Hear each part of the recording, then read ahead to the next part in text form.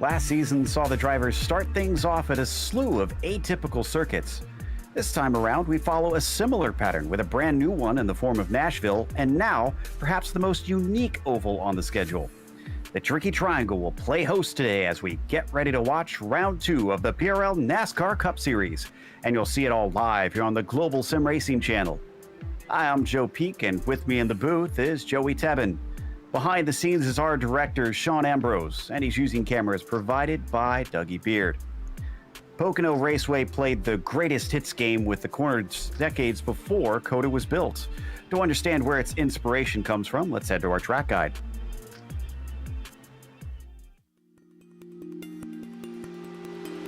Pocono Raceway in Long Pond, Pennsylvania is probably one of the most unique oval tracks in the country and has a long and storied history of racing. Opening in 1971, they wanted this place to be different, so why not make it have 3 turns? That's right, a triangle. But isosceles triangles are boring, so let's model each turn differently with different radiuses and banking. So around here, you have this incredibly long front straight, known as the Long Pond Straight, 3,740 feet long and 100 feet wide. It's known for the incredible fanning out that happens in starts and restarts, but you have to get sorted before you get to turn 1. Turn 1 is banked at 14 degrees, modeled after the old Trenton Speedway. It gets tight quick, and you need to pick the right line to be fast here. Your lap depends on it. Turn 2 is banked at 9 degrees and inspired by the Indianapolis Motor Speedway. It's fast and quick, and if you hear somebody refer to the tunnel turn during the race, it's turn 2 they are talking about, with the tunnel to the infield running underneath. Turn 3 is only banked at 6 degrees, and it's modeled after Milwaukee. It's long and sweeping, almost feels like it won't end before you jump back onto that truly endless front stretch. Pocono is most known for stock car racing, but it was originally designed for open wheel racing, and USAC Kart and IndyCar all had tenures here. Today we race on the new version of Pocono and iRacing. With its repaved track surface and redone interior walls, it's as fast and tight as ever, and we'll be sure to put the tricky in Tricky Triangle.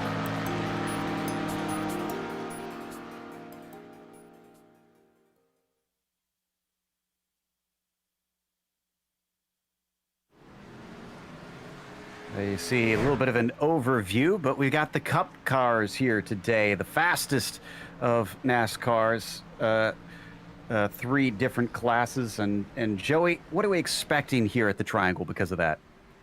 Well, like we said in the intro, Pocono is possibly the most unique track that any of NASCAR's top touring series go to. It's got 3 completely different corners. Turn 1, modeled after Trenton, which has sadly been destroyed, and there's a sculpture garden now. Turn 2, the tunnel turn, that's modeled after Indianapolis, and turn 3, modeled after Milwaukee. All different degrees of banking, 6 degrees, 8 degrees, and 14 degrees. And you might be able to talk to some drivers into telling you that it's a road course. Some might say it's 5 corners, some might say it's 3 corners, but no matter how you slice up the Tricky Triangle, it is extremely difficult and extremely unique. That's for sure. We'll cover some of the racing that'll happen out there that'll probably be just as unique. Before that, let's mention that our broadcast is brought to you by ASR. Owned and operated by passionate sim racers, Advanced Sim Racing designs and builds the sturdiest and most durable aluminum profile racing simulation cockpits available in the market today. Visit them at advancedsimracing.com. It's also sponsored by RaceLab. RaceLab helps you to improve your driving skills with modern overlays, race statistics, and native VR integration. You can get the best out of iRacing. Start using it now for free at racelab.app. Today's broadcast is also proudly sponsored by ButtKicker. ButtKicker products add an incredible immersion and realism to any game. Feel every nuance and truly put yourself in the driver's seat. Check them out at thebuttkicker.com. Today's event is also brought to you by SimMSA. Simulation Motorsports Affinity provides many consulting services, from completely customizing simulators to managing teams, individual drivers, and complete events. They're working hard to bring everyone together at one place to support and promote sim racing internationally. Find out how you can bridge the gap between virtual and real motorsports at SimMSA.net.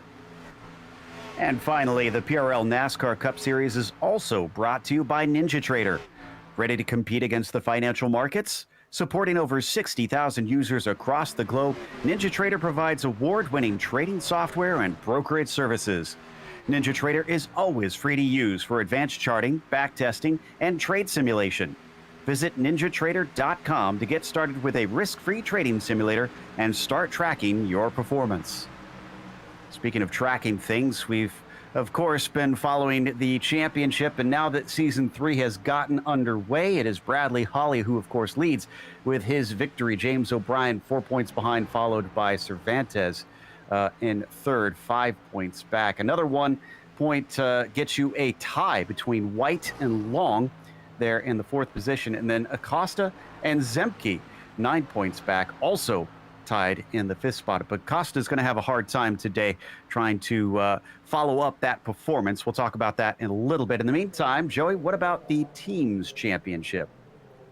Well, we're in for a titanic fight, I can tell you that much. Whataback Racing and Private Label Team Hype, two of the biggest names in the PRL Cup Series. Understandably at the top, Private Label Team Hype is 7 points back.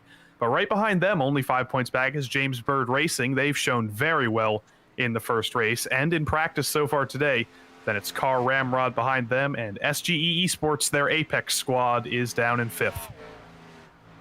As for today's race details, we are in round 2 out of a 10-round season. And today's race is going to have 80 laps in it. Now, they don't have any spare car waiting for them. So if they get damaged, they're going to have to take time during their pit stops to try and get that banged away at. It's also open setup. So unlike what we saw with the trucks earlier this last week, they have to try and figure out how they want this thing to handle around the 3 corners. And we've got a 24 incident limit. So if you bang it against the walls of the other car is a little too much, you're going to find yourself disqualified. And don't forget, they only have 4 tire sets over those 80 laps today, including the ones that they start on. So that is going to be a major factor in how this plays out, especially if they get a similar amount of cautions as to what we saw with the trucks back on Wednesday. Now, our drivers, as we mentioned, Acosta, one of them, that are going to be starting at the end of the line. Labosco, Mayberry, Calgill, Walter, and of course Acosta. Those are due to penalties either from last round or carrying over from previous rounds, so they will not be allowed to qualify. This place of all places, I have a feeling, Joey, that's going to be a tough one to recover from. Yeah, especially in this current Cup car package, it can get a little bit difficult to pass, but you still definitely can make your way forward. If you send your way into turn 1 on the bottom, around the outside of turn 3 are 2 great passing zones. And if you were watching the real Cup races from the doubleheader today, we did see a lot of passing for the lead, and we saw Kyle Busch come back from a setback and go all the way to the front on fuel strategy of all things. And we always talk about strategy here, so that might be the way to the front for Acosta and the others who are being sent to the back. Certainly a little bit of an incident there in front of the 48, and just in front of them you'll see the 62 of Mark Kalin. I know we had highlighted his paint scheme a little bit earlier, both on Father's Day, because it says thanks Dad, and then it showed up again on Wednesday. Well, we found out that unfortunately Mark's dad has actually been in and out of the hospital a little bit lately. He's dealing with some medical problems, so we want to wish him the best of luck in dealing with all that, both he and his family, as our thoughts go out to you at this time. But definitely a heartfelt little message that he's got. He's apparently going to be running all season long on that purple machine. Now, let's turn our attention to the weather, though, Joey. We saw this in the trucks as well, getting a lot of carryover from information on that one. Look at that, 114 Fahrenheit on the track surface. What do you think that's going to mean for the racing? Well, hot temperatures usually means quite a bit of slipping and sliding, and at Pocono especially, you do have to get on the throttle very, very hard on the exit of turn 1 and on the exit of turn 2. And those are some of the most important places on the track, because that's where a driver can get a run if he gets a better exit than you. And that's where you can lose all your time if you get into a slide coming into the biggest straight on the track. So slipping and sliding, it's going to be who's in control of their car, who's in control of their tires, and just who can keep the momentum up. So in this warm-up, which is just ending now, Taylor Stout seems to have taken the fastest time. Will that carry over to qualifying? They'll get 2 laps to to try and set their quickest. And as you can see, the checkered flag is out. So looks like we are heading off to there here in just a minute. So drivers will certainly want to hustle. Takes a bit of time to get around here, so they're going to need all 5 minutes, essentially.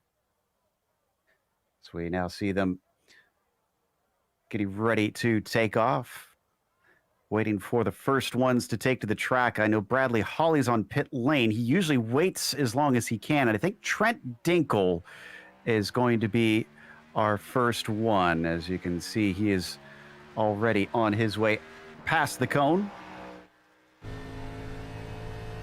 And I watch on board here with the helmet cam and, of course, his regular cam. Trent Dinkle looking very casual right now as he gets up to speed, so doesn't seem too concerned. So this will be interesting to watch as if things get a little bit more serious throughout the upcoming lap. Have a couple onboards that will go through later on. And coming out of this final turn, man, you can even see the yaw in the car that he's having to put there as it slides out of that corner, Joey. Yeah, like I said, just stomping on the throttle is not always possible on some tracks with the Cup car, but here, that's basically what you need to do. You need to trust that the car is going to stick to the floor and it's going to keep propelling you straight and not propelling you into the inside wall. So down the backstretch now, he's kept it clean up to this point. We're watching what should be the first car to set a time, and then everybody else will have to try and step up to that down through Indianapolis out of the 90-degree left-hander, and looks like he's got it once again right up to the edge in control. So the temperature's not bothering him that much in that 501. Off the final corner, looking good. So let's see what he's going to put down. A 53.502. What does everybody else after him have? Still waiting for the next car down. A lot These of them guys have to be careful. The laps are 53 seconds, and we've only got 2 minutes 40 left. So if they haven't left the pits yet, they're going to be in a little bit of a time crunch here. See Walden coming to the line. Besaw Jr. finally set one half a second off of Dinkle. So the 501 was actually running relatively fast, it appears, so far. Cool down and across. And that is a 53.7. Good enough for the second row. We now look at Josh Daniels up next. He's onto the front stretch in that 77. 53.3. And that'll put him ahead of not only Dinkle, but Rondoletto, who just put himself into second place. I'm seeing some interesting strategy from some drivers. I don't know if it's entirely intentional, but there's been some very, very slow first laps from drivers who we've seen go much faster in practice. Bradley Holly here's on an outlap, but another driver, one driver who's actually back this week, he wasn't here last week, Richard Regan Jr., he was at a snail's pace on his outlap. He's currently setting his first lap now, so we'll see when he crosses the line. Is he just trying to save his stuff for lap 2? Ooh, I think that might be what he's doing. Rondoletto to the pole. Daniels in second. He's going to come across now. Can he respond? 77 hits the timing line. No, it's a 53.5, just a little bit slower. And Richard Regan Jr. now snatches the top spot from Rondoletto, and White goes faster.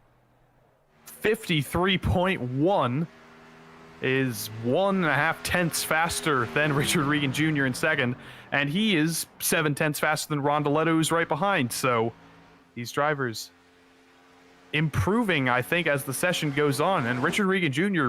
one-lapped it. He's not going for another lap. He is either happy with second or he doesn't think he has anything left in the car to go faster. But Bradley Holly comes out of turn 3 here.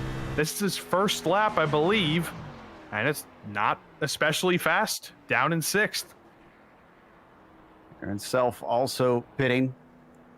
Looks like Richard Pierce is done. Number of drivers not taking second laps. What about Baron Hilton? Still needs his first one. And it looks like a 53.6 for him will put him into 13th. I think that is it for our qualifiers here today. Yeah, 7 seconds left, so nobody is able to get to the timing line from here. I take that back. Kalen just crossed now. It's a 53.6. He puts himself into 16th. So let's go through the full starting order. On the top spot, it's going to be Elliott White who takes the bonus for that. And Richard Regan Jr. will be to his outside. Octavio Rondoletto will start third, followed by Josh Daniels in P4. Danny Cervantes, fifth for him, will be flanked by Taylor Stout. Bradley Hawley, unusual to see him not do as well, a little bit better here, because he'll start from seventh. Trent Dinkle, eighth, with Waldo Walden in ninth. And then James O'Brien rounds out your top 10. Then back in row 6, it's Jess Vaught and Pat Harvey. Baron Hilton, in the dying seconds of the session, goes up to 13th, and he's alongside Charles Sumner in the 98th. Then it's Matthew Long down in 15th. He was either first or second in practice, so we're going to hopefully see him make his way up the field. He's alongside Mark Kalin. Then it's Kelly Kuehl, a solid result in 17th. Michael Witten, 18th. Chris Hudson and Adam Zemke round out the top 20. 21st goes to Robert Besaw Jr. as Scotty Johnson starts 22nd. Then it's Michelle Gagnon in 23rd. Stephen Connor will be in the 24th spot. Inside of the next row has Carlos Ramos. You've got Richard Pierce outside of him. Then it's Marc-Andre Cosette in at 27th.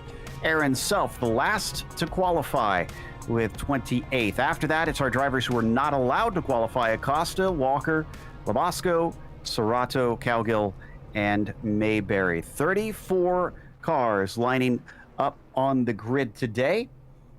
And I believe we have some time for our onboards, starting with Patrick Cowgill. Let's see if he's changed anything since we last looked in on him. It doesn't look like anything's all that different. Again, he's going to start from the back, being not allowed to qualify today. Then, of course, we've got Trent Dinkle in the 501, much higher up in the field as they're already starting to take off from 8th position on the grid. Of course, one of the drivers who tends to be up on the sharp end is Bradley Hawley in the 184. There's that lucky shirt back. So it seems he has changed back around to a new shirt this season, seeing if that makes any sort of difference. One lap here, Joey. And then we get going racing. Indeed, and it's the longest, I would probably say the longest lap in terms of time that you can do is a caution lap or a pace lap around Pocono. So there's going to be probably quite a bit of tension rising in the drivers as they crawl down this first straight to the tunnel turn. And as they crawl to turn 3, I think you could cut the tension with a knife. But once we go racing, everybody's probably going to get their passes done as early as possible with passing at a premium, and hopefully we all make it through the first lap. Indeed, as Elliott White now leads them down with Regan Jr., Rondoletto, Daniels, all following him closely, very eager to try and get some clean air on the noses of their vehicles at a track where that could be oh so precious. That track position has seemed to be somewhat key here, though the tires have also been a big talking point when we saw the trucks. So as the Mustang pace car leads them out of turn 3, the 27 now has control, waiting for the green. Green flag is out. He's on it. It's not the best of jumps as the 46 of Richard Regan Jr. holding with him.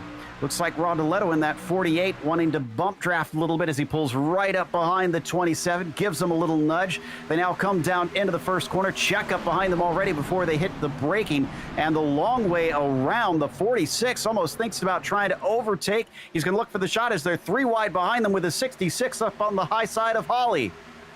Taylor Stout got shoved out wide, going to lose quite a few positions being on the outside 3 wide to turn 2. We'll see if they all make it. Taylor Stout in the highest possible line.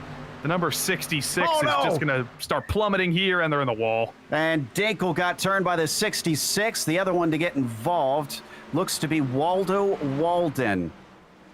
So, unfortunately, Dinkle, just in the midst of some intense racing right at the start, didn't know he wasn't clear. You're going to see it on the replay. Yeah, 3 wide through the tunnel turn is difficult in every car, let alone a cup car, but I think he got a little bit loose and he just moved up the track into the 66. Taylor Stout had nowhere to go, and Waldo Walden, trying to avoid, shot it down to the bottom and did not work out, and he just punched a hole in the side of the 501. We're very lucky with how close it is that more drivers didn't get involved, but the two that did are already on pit lane. Walden and Dinkle trying to get a few repairs. We'll see if anybody else dares try to take a little bit of a gamble at the back of the field and come in and pit this time, but we didn't even get a full lap under anger. Well, luckily for Dinkle, like I said, these pace laps are very, very, very long, so he can sit in that pit box and probably get like a minute 50 of repairs before the leaders come back around. But I think he's gotten out of the car whilst they repair, and no, Trent Dinkle has left the session, so that car will not be getting repaired. Clearly he thought that there was too much damage, it wasn't worth getting back in the race, but Waldo Walden took a tow back to the pits, I think, so he's still going to be sitting there. And I don't think Taylor Stout has enough damage to warrant coming into the pits yet, but the pits will be open momentarily for all of the leaders and the entire field to come in, so we'll see if anyone thinks it's worth it to pit after one corner of racing in anger. Joshua Daniels, is he gonna fake him out? Yeah, that's I'd say there's no way he's coming in, but the 66 is.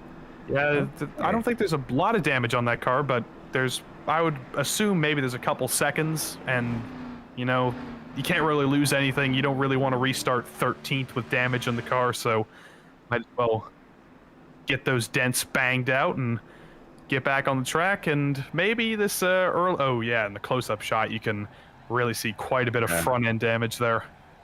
How valuable is a clean nose, good aero at a track like this? It's got those long straights. Is it pretty important?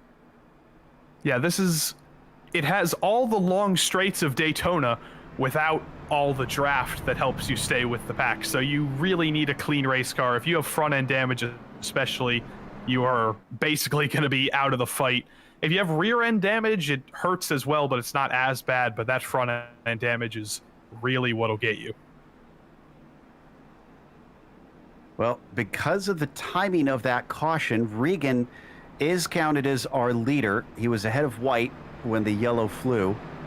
So we'll see if he can make good on that now that he's got the clean air in front of him. We'll have to wait for them to get re-racked up. Should hopefully be a pretty short caution since we don't have to wave anybody around, and Dinkle has DNF'd for the evening. Everybody's still on the lead lap. Taylor Stout is back out, catching up to the tail end of the field, and Walden is as well, and they will be starting at the back of the line.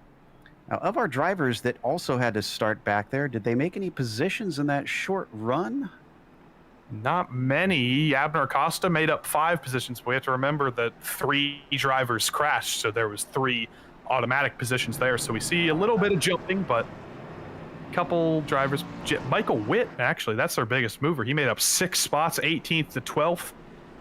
It was quite a chaotic first couple laps with some drivers getting forced to the outside like Taylor Stout. So if you were on the bottom and you were staying out of trouble like Mark Halen, you made up quite a bit of time in the top 15 or so. Yeah, man, 16th to 9th, and just had a couple corners. 2 of them gifted to him, but in the meantime, 62 is on a mission very early. All right, we are doubled up once again. You can pretty much ignore Waldo Walden taking the fastest lap. I'm pretty sure that'll be broken before this race is over. At least we hope so, because we still have about 76 laps to go to get to the checkered flag in the end. The temperature has gone down mildly, but not significantly. It's 111 Fahrenheit on the track's surface right now. It did go down a decent amount during the truck race on Wednesday. We'll see if it does similarly. Richard Regan Jr. is going to lead us to the green here, and I'd argue that out of every single driver in this field, Richard Regan Jr. is the scariest driver on restarts. Not in a bad way, he's just scary good. He always nails it. He always has a car length or two on the car that starts on the outside of him. But we'll see with Rondeletto on the back, if he can match him, push him forward, that'll be quite a help. And we'll have to see if Elliott White can match him on the outside now. Down the short chute, heading into turn 3. And as you can see, the green comes out very quickly. While they have to wait for the green to be thrown on the first start of the night, they can go under the leader's discretion on any of the restarts. So now Regan Jr. will get to decide before the green flies if he wants to go early. But it's just so immediately, and he is on it as soon as they yell the word go. The 27 tries to follow him. Here's where they fan out, the infamous 3, 4, 5 wide here at Pocono. And, well, they're not fanning out as much as I would have anticipated. Down into the first corner, Regan leads White. Surprise, Richard Regan Jr. gets a fantastic restart from the lead.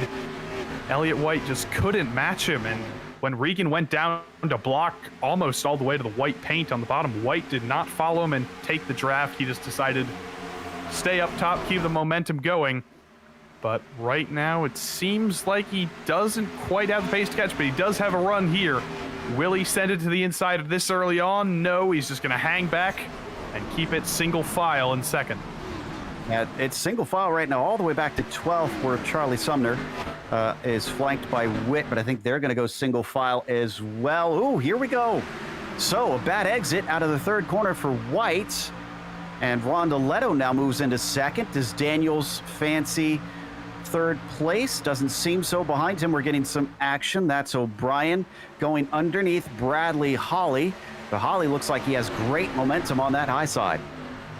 The high side tends to be dominant at Pocono in turns 1 and 2, or 1 and 3 especially. Turn 2 as well. If you squeeze someone down to the bottom, you can make it work. But just sweeping around the outside of turn 3, that's what Octavio Rondeletto did to get up to second. And especially when these tires start to age, that outside is really going to be where you want to be to make a pass. You need to watch this top group, and the 25 of Cervantes is starting to hound the 77 of Daniels. And once again, they're trying to break that slipstream. Look at them all the way down almost to the pit wall. It looks a little bit like Indianapolis the past few years. And up at the front, Regan is the one leading those lemmings over the cliff. Holly and Cervantes side by side on the exit of 1. They almost banged doors there. But again, Cervantes on the inside, he's falling back. James O'Brien gets by him on the outside. And here comes Matthew Long to the outside as well. He's going to be completely clear into turn 2. And getting stuck on the inside in turn 1, looks like it's going to lose Danny Cervantes 3 positions in the span of about 15 seconds. Can't tell if he just got really loose or what, but that exit was incredibly poor. It will slot him into 8th, at least just ahead of Mark Kalin. Not a lot of spread amongst our drivers here in these early laps. So it does seem like the draft is at least carrying them along somewhat. Yeah, it definitely exists. It exists more than, say, the 1.5 mile tracks, but it's not really going to help you in the way that it would like in an Indy car here or in these cars at Daytona or Talladega. You do want to be in the draft, but it's not really going to help you make the pass. It's just going to help you stay close enough where you can make the pass on the exit of the corners. Watching O'Brien and Holly here as they come down into turn 2. All of them swinging off the corner, trying to stay out of that outside wall. Someone ducking their nose down to the inside. I think that was between the 16 of Gagnon and the 57 of Zemke. We're going to watch from onboard Rondeletto. Octavio doing the same thing he's done the past few laps, just following him all the way down to the inside, then back to the outside, and then he runs out of straightaway. He's just stalking the back of Richard Regan Jr., waiting for him to make a mistake, I think. Only 9 laps into this race, there's quite a bit of the way to go, and with a track that drives like a road course, tires are very important. So if Rondeletto knows that he has that extra speed, he probably just knows that he wants, or he's able to hang back here, save his tires, and once Regan's tires goes off, he can sweep his way by easily. But right now, just has to bide his time, wait here, don't do anything crazy, and looks like he has the pace to fight for the win here. We had an incident with Cowgill, the 31, no caution, but he slipped off of turn 2. I think he hit the inside wall. I think it involved contact with Gagnon in the 16 too. Yeah, you're gonna see that's Michelle in the pink card who is outside. The yellow and black is Cowgill. Goes down to the inside into turn 2, and Gagnon got a little bit loose on exit, moved down the track, and Cowgill went up into Gagnon, and nowhere to go with the inside wall that close. That's going to be a lot of damage to Cowgill's car, and no caution, so he has to come down to pit road under green. That's going to be a heck of a setback for him, but we'll see if he gets back out there. No, it looks like, he missed his pit stall, unfortunately, but he's back in there now. I was going to say, we saw just the tail of end of him. He's seen insult added to injury, unfortunately. Ooh, Bradley Holly in quite a fight right now. He's on the outside of the 28 of Matthew Long. He'll get the shot, and now comes along the number 9. He's going to try and get another position 2. That's 2 down, maybe 3. Cervantes thinking about it. Up on the outside is now Long, or O'Brien rather, goes on the inside of Holly, 2 by 2 through turn 1, and this is for 5th. Matthew Long passed James O'Brien on the inside, and he was trying to pass Bradley Holly on the inside too, but that kind of strategy, that's going to burn up your tires early. We know Matthew Long's aggressive. We know he likes to make moves, but it doesn't look like that strategy worked out for him, as he's fallen back 4 spots now. He's lost all the progress he's made, and his tires are going to be used up more than the drivers in front of him. Does look like maybe you could do something on Holly there for a moment, but he fell away. Kalen now up to 7th from 9 position gain for him. And once again, this is a little bit closer now for Elliott White. So while Rondoletto doesn't seem interested in trying to overtake, what about Elliott? Well, it's going to be difficult for Elliott White to make the pass with Rondoletto getting the help from the draft of Regan. But it's going to be an interesting dynamic having a 3-way battle now rather than a 2-way battle. Elliott White could help Rondoletto out here, maybe give him a little bit of a push down the straight, a little bit of a bump draft if he can get to the outside of Regan. And I honestly thought he was going to try and do that in the last lap, but he was not able to do that because Rondoletto did eventually go down to the bottom to get the draft of Richard Regan Jr. But as we go down the front straight here, we'll see if the same thing happens. Will Rondoletto try and bring White with him to the outside, or is it just going to be a 3-car train continuing to follow Richard Regan Jr.? Just dives it down almost to that inside lane and then weaves it right back. And now those behind them are also starting to follow the snake. Even though they're well far back, they're trying to get as much of a pull as they can. The 48 does not go to the side of the 46. Ooh, 27 looking good off of turn 1, though. Let's see what he does with it. The answer is not much. Unfortunately, passing is very, very difficult at this stage in the race. We've got a couple more laps until the tires truly fall off. But Joshua Daniels is now joining what was a 3-way battle. It's now a 4-way battle, and here goes Rondoletto to the bottom. I don't know if he's going to be able to clear Regan, though, because he has that outside, and that outside is absolutely the preferred lane. And Elliott White has to decide now, who am I going to go with? Am I going to go with the driver on the outside, the driver on the inside? Are we going to go 3 wide to turn 1? No, but Richard Regan Jr. survives the attack, and he's back up front. Mentioned Indy cars here. It's looking like an IndyCar race here, the way that they're driving these things. And onto the backstretch once again. It's now 4 of them because Daniels joins in the 77. They've got about a 1-second gap back to Holly, who leads the next train. Hasn't quite been able to close it down. I wouldn't put it past the multi-time champion to be able to get the gap to something manageable here. So we'll come on to the front stretch yet again. Last time was perhaps the most feisty we've seen this front group. Let's see if that changes.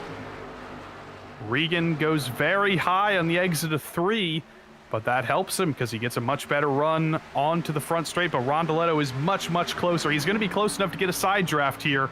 He's going to have the bottom into turn 1, but he's going to have to send it in very deep. Maybe get Richard Regan Jr. out of the groove and try and clear him on exit. Don't let Regan get the better exit on the top, and he isn't able to. Rondeletto clear into the lead. He finally got it done. Talked about saving his tires, and it's starting to look a little bit like that. We haven't had a whole lot of laps under green, but the 48 looking pretty good in some of the corners, while the 46 starts to move up a lane in a number of them. Loose on exit. Oh, I think there might have been a little bit of a tap with a wall. That might be a 0x for Richard Regan Jr. Doesn't look like he'll get any damage from that, though, but he is definitely struggling. He's on offense instead of defense now. He's in the dirty air for the first time, and that thing is wiggling a lot. Here comes Elliott White with a great run. He's going to decide to push Richard Regan Jr. instead. That's interesting choice, but I guess he wants to keep them both close to Rondeletto. Well, I think he sees the writing on the wall, because look behind them. There is Bradley Holly. I said I wouldn't put it past him to be able to shut down the gap, and it is already gone in about a lap and a half from when I last mentioned it. This makes us a train going all the way back to Matthew Long in 8th now. And this was all caused by one wiggle from Richard Regan Jr., so that goes to show why you kind of need to capitalize on mistakes here. Here comes Bradley Holly to the inside of Joshua Daniels. The inside of turn 3, not the preferred line. He's going to get not necessarily pinched down to the bottom, but he's going as low down to the bottom as he can possibly go. But there's Joshua Daniels with the momentum on the outside, but Bradley Holly's going to have the draft on the bottom from that train of 3, so this battle's going to continue into turn 1, I think. He's still going to have the inside. Usually we talk about lanes being in the corner, but we're starting to see lanes form down the straightaways here. Drivers trying to pick who they want to go with the inside or the outside, and looks like the 77 will rebuff the 184. So Bradley Holly back into 5th. They'll try again later. Cervantes behind him, Long next, and then O'Brien has fallen to 8th. Oh, way high there for Holly, and momentum for those behind him goes nowhere as they get plugged up. Rondeletto went pretty high too, lost a lot of ground, and now Richard Regan Jr. gets that ever-important outside line, but he just doesn't have enough in the car to do anything with it. He's been able to stick to the back of Rondeletto, but I don't think he has the tires to be able to send it around the outside when he's not that close to side-by-side. But he's going to have the outside again here by like 1/10 of a car length back. He's not going to be close enough to go around the outside. Not going to happen yet. You can see a 3 wide behind them as well. Long, Cervantes, and O'Brien sorted that out in that respective order, fighting for 6th position. This has been frantic stuff, but we can't forget that there's still drivers behind them also fighting, just Sumner, Vaught, Harvey, Witt, and then look at that, Kalen and Hudson side by side.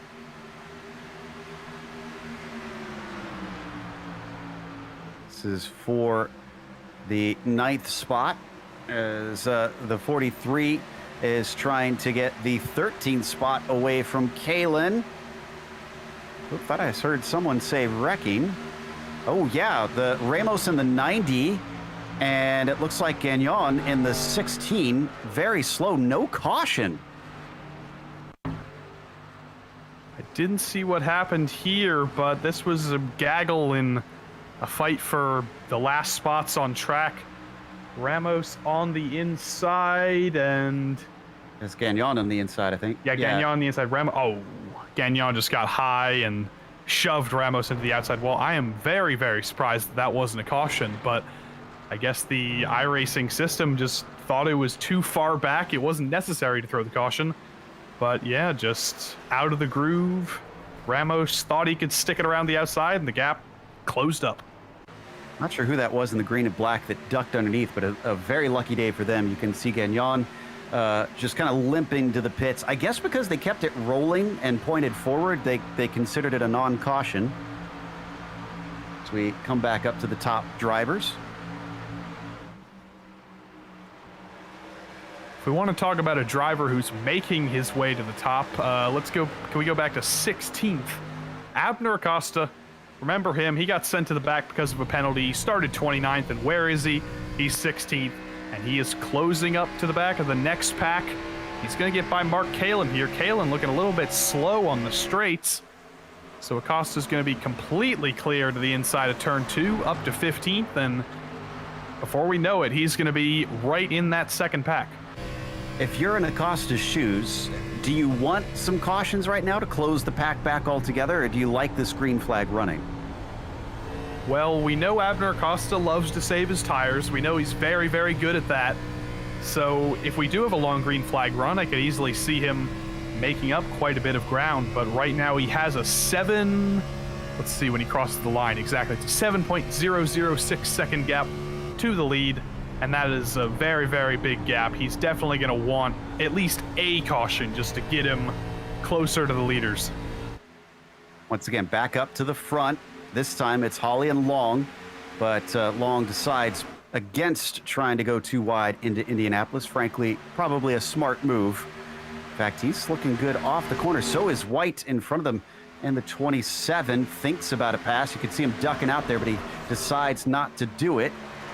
They all string into turn 3. It is a front group of 8 still stuck together. Oh, and more drivers having better exits than others here onto the main straight, including Regan on our leader. What happened to Rondoletto? I have no idea. Rondoletto had a good exit, and he went down to the bottom, and then suddenly he's plummeting. He loses two spots. He hit the wall. He hit the wall on the inside or on the outside? Outside. Let's get a replay. Car glanced it. It looked like it wasn't too hard, but definitely interrupted his speed. Oh, maybe I take that back. That was pretty hard. That is a big old crunch. I'd like to see that from the inside of the cockpit to see when he realized, oh, crap, I'm going straight into the wall here. And he is just plummeting now. That is not what he wanted to happen. He was comfortably in the lead. Richard Regan Jr. didn't look like he had much for him. But now he's got a little bit of right front damage, and he's got a lot of work to do. And here he comes into the pits. Wow. It's that bad. I would have thought he'd try to hold out until a caution. Up at the front, it's now between Regan Jr. and White. Two drivers that certainly fought plenty last season. They're still being trailed by the remainder of what is now the top 7 instead of 8. Ooh, great exit there from White. And once again, we're seeing Richard just kind of weave to the inside on the straightaways. Hard to tell anymore if it's actually a defensive move or if that's just kind of his habit. I think he was definitely trying to cut off that outside lane. He didn't want Elliott White to get to the outside in 2 and get the chance to squeeze him down to the bottom. But about that decision for Rondoletto to pit, I wonder if he's turning this into an opportunity to play some strategy here. I don't know if he'll be able to make it anywhere close to the end because that would be 57 laps. But he didn't fix all of his damage in the pits. He was in there for only 14 seconds. So he might be using this as an unscheduled pit stop, but not a pit stop that's going to put him at the back for the rest of the race. Crucially, he came back out on the lead lap. I wonder if this actually will work out for him if we get a quick caution. Of course, now everybody will have their spotters watching him with bated breath to see if he'll get some fast laps on that fresh rubber and if it's worth trying to go in themselves and cover off the undercut. As they come off the corner, we're watching a little bit farther back there between Long and O'Brien. Looks like Long will take 6th from James as the 184 still hunting the 77 of Josh Daniels. A little change of position between the 3 and the 28. Witt overtaken in the short chute by Besaw Jr.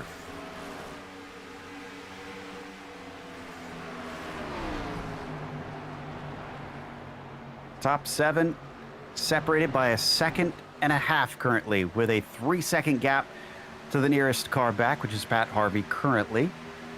Haven't really been able to phase these guys. Nobody's closed in from that second group in some time. Into turn 2. White backing out of it. Oh, and it's actually checking up those behind him. Can actually see the chain reaction on my screen. Not sure if it showed up as much for our viewers there. And Long rather, is going to try and take advantage of it. He goes to the inside of Cervantes. And a little bit, oh, never mind. I was going to say a little bit further up the track, Waldo Walden's about to get lapped, but he just dove down into the pits. He was being kind to the leaders there, I think. He didn't want to affect this lead battle, but Matthew Long, for the amount he's been sending it to the inside, he is still sticking with this lead pack, so he has found some way to keep those tires alive despite going for a bunch of aggressive moves.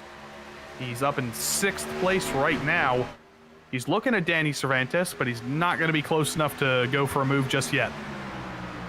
I don't know how this is going to play out in the long run, but I'm checking in on Rondoletto as we keep the cameras here.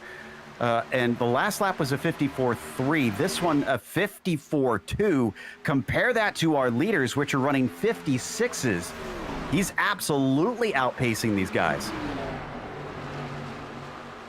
He definitely is, and we've just heard that the plan was to split the race in half in terms of pit strategy. They would go 40-40 if we went green all the way, but that early caution only came on lap 2, so we were basically having an entire green flag race, 78 laps or 75 laps, so we should probably see drivers coming in around late 30s or lap 40, and we'll see if Rondoletto can make it to the end of the race. We've heard that nobody who's pitted yet can make it all the way, maybe on fumes, maybe if there's no caution and he saves a little bit of fuel, but I don't think Rondoletto's going to make it to the end, and I think we're going to see pit stops in about a dozen laps or so.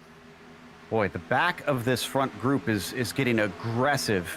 We're seeing a lot of swapping around, some interesting dives into some of the corners. We're watching from Long's perspective. He's going to lose out in the fight with James O'Brien, but not long ago, he was getting underneath both Cervantes and Holly. He's a little too far back for that this lap. Holly's actually pushing the 77 right now. I can't see it from this angle, but he's physically bump drafting him up the lane.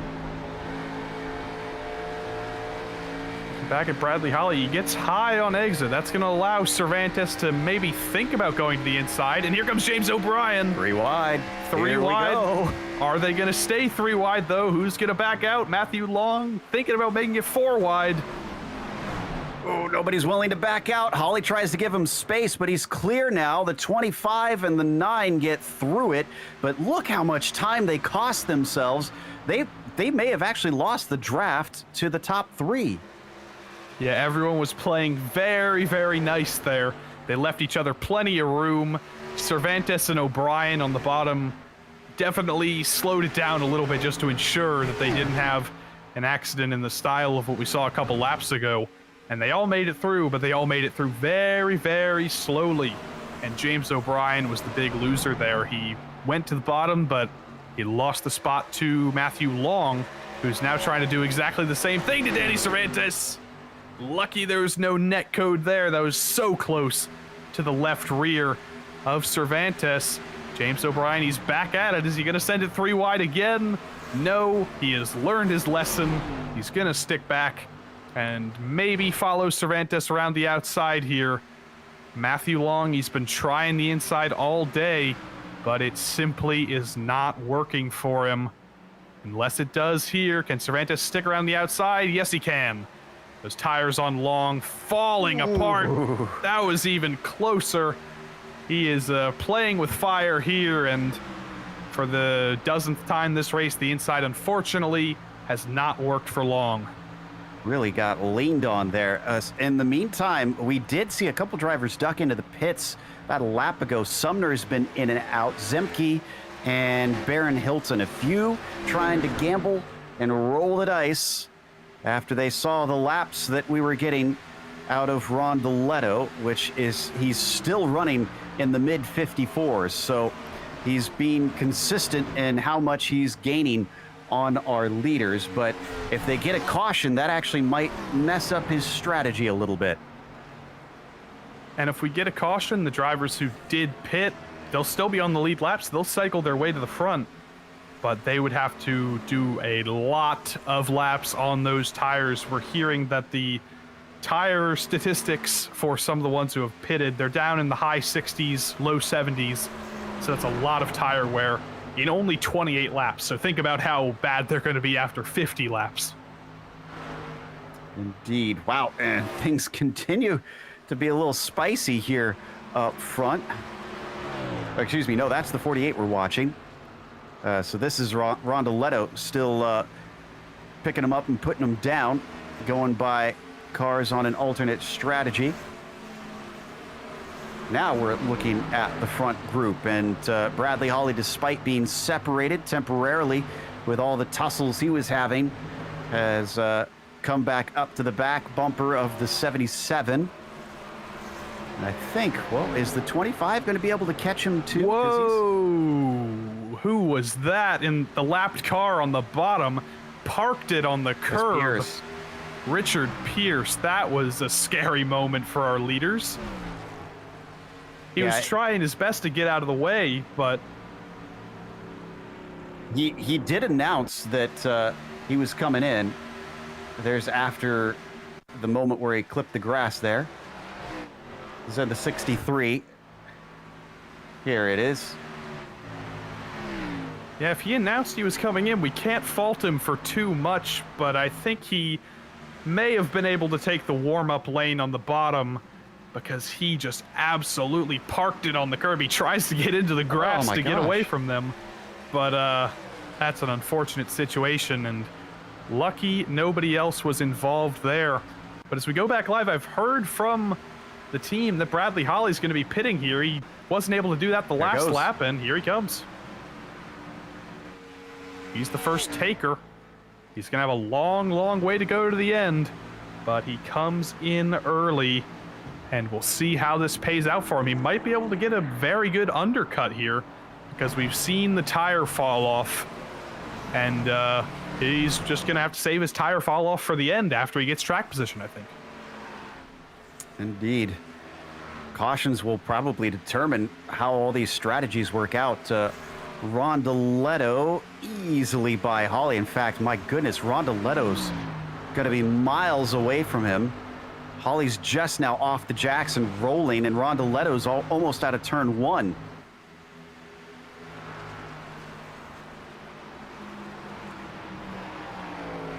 So both Holly and Rondaletto are on their second set of tires, but now Bradley is going to have fresher rubber. He should be able to reel him in, and he'll need to reel him in. The gap between them looks like something in the range of about 15 seconds. As we look at the leaders, it's Regan, White, Daniels, Cervantes, Long, and O'Brien in the front group of 6. We're going to see if anybody chooses to cover Bradley Holly here, not let him get an undercut. Bradley Holly might have forced the hand of Elliott White, Richard Regan Jr., and the gang, but they didn't choose to come in last time around. As we go through turn 2, Matthew Long, oh my goodness, what a run to the outside of Cervantes. I assume Cervantes is pitting with how slow he's going, but wow. We didn't see it on our screens, but Matthew Long came in with a head of steam and just shot the outside in turn 2 to take fourth. And Cervantes, well, he almost looked like he wanted to go in, but then maybe it was a late call. Battery got loose. He's going to keep it out. We're riding on board with him now, looking at Long, who's just recently overtook him.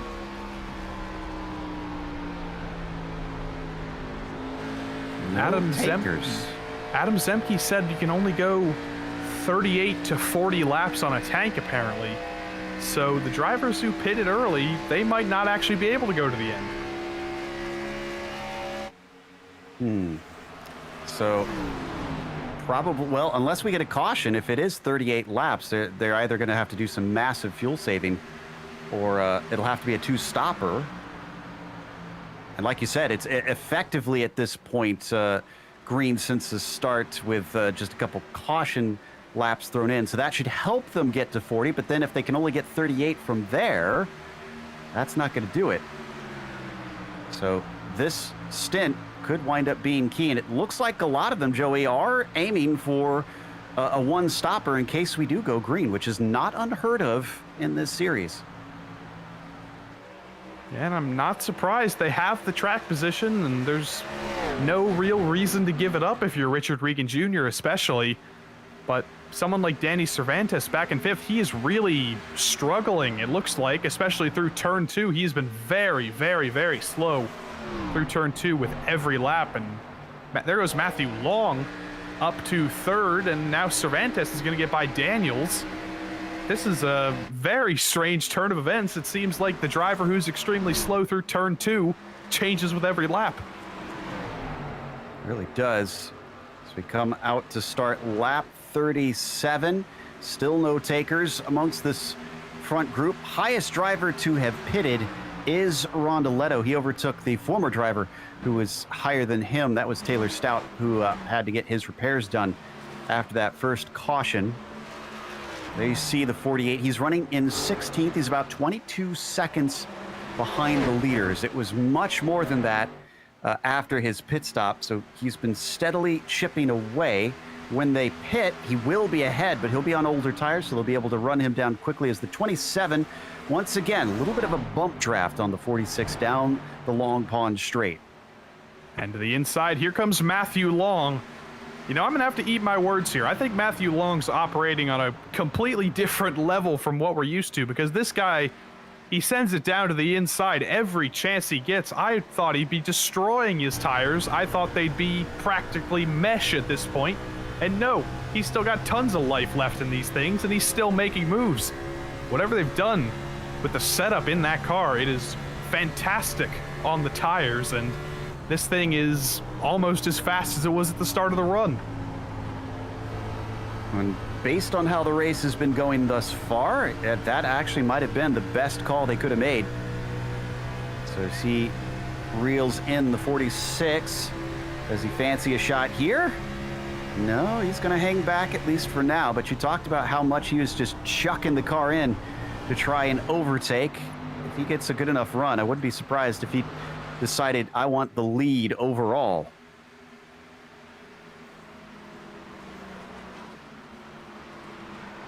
Okay, lap 38. Is the extra caution laps enough?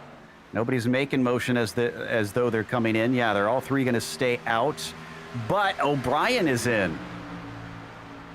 And the leaders are just about to catch Marc-Andre Cosset. So that's going to be another wrinkle in the race here.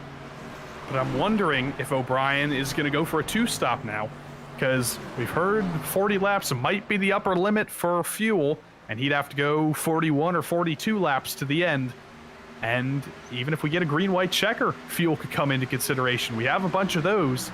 So if we get an overtime and you're barely making it to the end, you could be in trouble at the end of the race with an early stop. No doubt about that. Making yourself vulnerable to all the what-ifs in this race that we're still yet to answer. So do we see these three in now? This is Regan, Long, White. Regan's in, the other two are not. Here he comes. But, well, he's going to be about here because Long just crossed the line to make it lap 40. So has he chosen to do the two-stop, or will he do a one-stop? It's going to be interesting to see as the race continues to develop. I think we truly don't know what strategy some drivers are going for. Cassette gets very close to the side of Elliott White on the exit of turn 2, but other than that, they get by them too without issue. Richard Regan Jr. still in the pits, so we're seeing how long a run through the pits truly is. If we go green, the one stop might be preferred just because of the sheer amount of time you have to spend in the pits, over 40 seconds. But Long and White. So we take a glance at 5th. This is Besaw. Oh, and here comes Acosta. Now that is progress we haven't talked about lately. The 5 was all the way up into the top 10. Now some drivers had pitted, but it had been a good run so far. I'm starting to think those that have gone as long as possible are the ones that are going to be sitting in the best position if the race continues to go green. Again, that's To me, that is a very big if not impossible at least, but you're banking on some real circumstance. And once everybody pits, I think our leader is going to be Octavio Rondoletto by 4 seconds. So he's going to have a heck of a lot of track position, but he is going to have to pit again no matter what happens. Matthew Long did come in a couple laps or 1 lap ago. We didn't see him come in, but he came in from the lead. Elliott White does not follow him. Elliott White stays out again.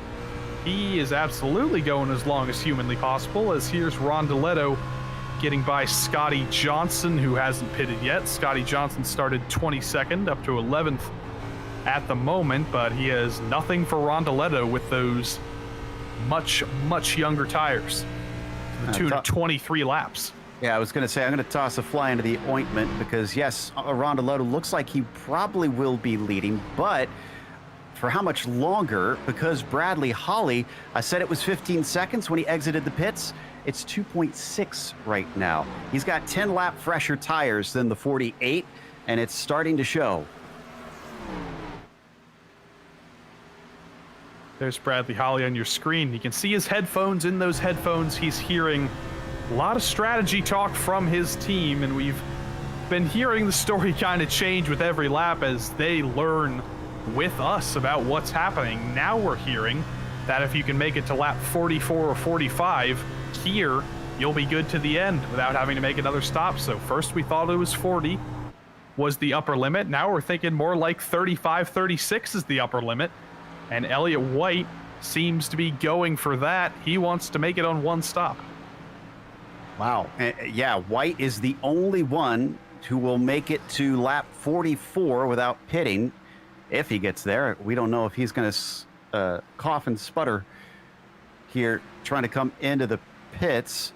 Rondoletto's about 20 seconds behind him currently, but he's going to get this back pretty soon. I can't imagine that we'll see White go around another lap. If he does, then he has really done an incredible job saving fuel. He is. Oh my goodness. Tech is going to have to give a very close inspection to the fuel lines of that car. He's got the fuel in the roll cage. Indeed. Wow. Rondoletto's still chasing him. 44 lap old tires too. What do the lap times look like for that 27? 56.4. That's not too bad. I would have thought that he'd been a lot slower, especially if he's been saving fuel this whole time. Unbelievable stuff from Elliott White. Now, of course, if he gets a caution right now, that'll certainly hurt him, as he'll get shuffled down the order with plenty of drivers probably deciding to stay out. In the meantime, maybe Octavio will not be able to lead this race after all. I just heard White say he's pitting in. Holly is stalking the 48. And Holly is in a much better position. He pitted 10 laps later than Octavio Rondoletto, so he can definitely make it on a 2-stop here. Rondoletto, well, actually, no, I think they'll both have to make 1 more stop to make it to the end, but Holly on much fresher tires, and to the inside, he will go for the lead here as they pass by Elliott White in the pits.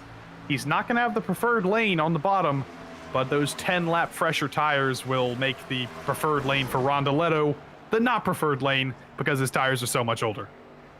Yeah, it's already 12 laps on Holly's tires, and you can assume then that that's 12 laps of fuel that is used. Yeah, I can't imagine, based on the numbers you've been getting from the teams, that he could get to the checkered flag from here.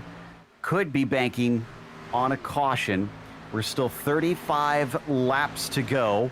Where does White come out? He'll come out in 8th position. So yes, he lost some spots, but he will be the fastest car, most likely, amongst many of our front runners for the next few laps. Well, I don't think it really matters how fast he is, because I think he's the only driver in the entire field who can make it to the end if we stay green. Well, and see, that's the other thing, though, is if he can go at a much better pace than all those around him are having to fuel save, then he'll have easy passes once he gets to them. and he's only 20 seconds behind the lead right now. With a 40-plus second pit delta, he can run something like a second a lap slower every single lap, and he'll still have enough of a gap to stay in the window. I don't know if my math was entirely right on that. I think it might be more like half a second with 35 laps to go. But either way, he can run a slower pace and he can still make it to the end. But I don't think he'll have to make a slower pace. We saw him go how many laps? Lap like 5 to lap 45. So he made it 40 laps, and now he only has to go 35. So I think he is in the catbird seat here if we go green. No matter how you slice up the pit strategy, nobody else can make it but Elliott White. I know fuel races can be divisive on fans' opinions, but personally, I love seeing how these start to ebb and flow and having that question mark hanging over it until we get to the checkered flag, not knowing who is going to come away with the victory, and also whether or not we're going to get a caution to throw it all in the air. So this is our leader, the 184 of Bradley Holly, by about 1.7 seconds over Octavio Rondoletto. And this is the 9 of James O'Brien, pitted about 8 laps ago. So just before the halfway mark, which we understand at this stage could potentially be a little too soon, but might be able to make it if he's very light on the throttle. Yeah, I'm not counting out a surprise from another driver who might be able to stretch the fuel as long as Elliott White did. But it's going to take quite a few laps to see how this race is truly going to develop if we don't get a caution, which isn't necessarily one for the highlight reel, but it's interesting and it's like a mystery, and we really won't know what's going to happen until probably lap 75 plus. Just a tip of the hat to a few drivers that have used this alternate strategy to great effect. Adam Zemke is one of them in the 57. He sits in 7th place. He's up from 20th, but he pitted 19 laps ago, so you have to expect that he's probably going to have to give that one back eventually. We're watching Regan Jr. and O'Brien still racing here. And another one that has come up a long ways is Robert Besaw Jr. in the number 3. But he pitted 5 laps ago, and he is up 11 positions from the start. Yeah, he's only gone a couple laps further than, or a couple laps less far than Elliott White. So he might be one of the drivers who's able to sneak a good result out of this. He doesn't have the track position on White. He's something like 5 seconds behind, so he'd be probably gunning for a 2nd or 3rd place finish. But hey, that's still a podium, and that's a better result than he might have gotten otherwise. So Cervantes on his tail. This is for position, just inside of the top 10. Hopefully Danny's got someone in his ear explaining the strategy, because if not, he could be panicking, wondering, how did I get in 11th after all this? We're going to go underneath Patrick Cowgill, who's sadly been limping around today after hitting the wall, not getting a caution. He's the last driver running currently in this 32-car field that is still active. 30 laps to go now. Everything's just, I think, just shaking out right now. I think Rondoletto will probably be the first one of this lead pack to pit, and he'll be the first one to give up that track position. Charles Sumner will probably be in shortly after him, and Adam Zemke as well. So that'll be the first development to watch. I think I just saw Octavio Rondoletto say pitting in. So from 2nd place, in he comes. I kind of like this, if I'm honest, because the 48 is essentially covering things off if we get a caution. And I mean, he knew he's going to have to make his bed early, so might as well do it now. And if he does have to come in, he will have another set of tires if we get a late caution. But things will cycle around for him to be on the lead lap, I'm pretty sure.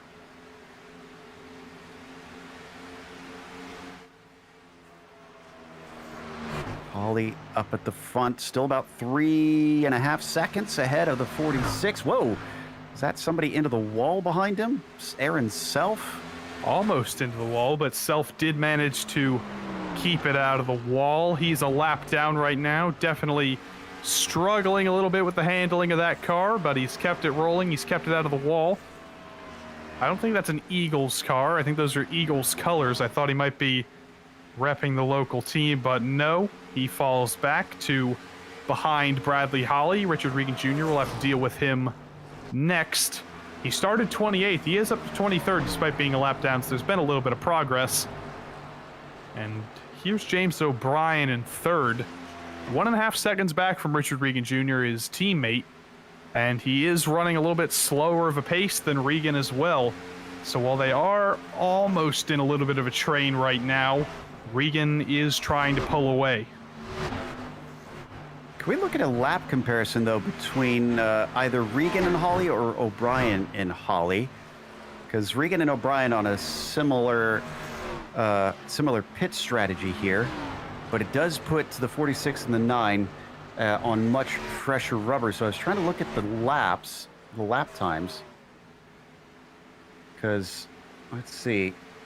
Ooh, yeah, that confirms what I suspected. O'Brien's been quicker. He's about 4 seconds behind. And those are pretty decent chunks, especially at first. Look at that, 48, 49, and 50. Nearly a full second on some of them. Now, it seems to have evened out a little bit, but he's still pecking away at Holly's lead. And I wonder if Holly's just trying to fuel save here. But even if he saves as much fuel as humanly possible, that's 47 laps he'd have to go to the end of the race. So I don't see it. Yeah, he's not going to make it to the end. So I don't know what's going on here. Oh, he's coming in. He's making a second stop. Okay. So 20 lap stint. Is he responding maybe to Rondoletto? He could be, or he could just be dividing the second stint, or dividing the second and third stints in half here, because he did 21 laps in the previous stint.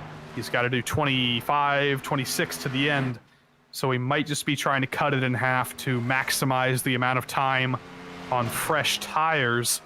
But he definitely does have to match Rondoletto, because Rondoletto's had a couple laps, or a lap or two on these fresh tires. Richard Regan Jr. is getting hounded by... Oh, goodness. That was Self nearly into the wall again. Yeah, I thought he was coming back to attack him again, but no. Regan just gets through Self easily. And I'm looking back at Bradley Holly. He's come out behind Rondoletto to the tune of 1.4 seconds. Not a whole lot. 3-lap fresher rubber on Holly. So he should still be able to try and start chasing him. It puts him at a good position. Is it good enough to take the victory today? Charles Sumner also pitting now. So he's going to try and get himself ready to go to the finish from here. As you mentioned, Regan is now our leader, but not ahead of O'Brien. Long past O'Brien. When was that? I wonder if Self might have had something to do with that. Maybe slowed down O'Brien a little bit. Well, they just went by Self now, who's managed not to do any self-harm on turn 2 this time. I'm looking at O'Brien. Yeah, O'Brien just blinked out on the front straight, and then after that happened, Long was past him. So it's a mystery, but Long got by him either way. Yeah, that may have been some sort of hardware or software issue that we had from O'Brien. A bit strange, but hopefully it doesn't return. We get some clean racing to the finish. This does put Long into second place by about 2 seconds behind Richard Regan Jr. And I'm seeing a few more drivers calling that they're pitting in. Adam Zemke just stopped. Baron Hilton, we saw him take this 2-stop strategy, or at least kicked it off earlier on.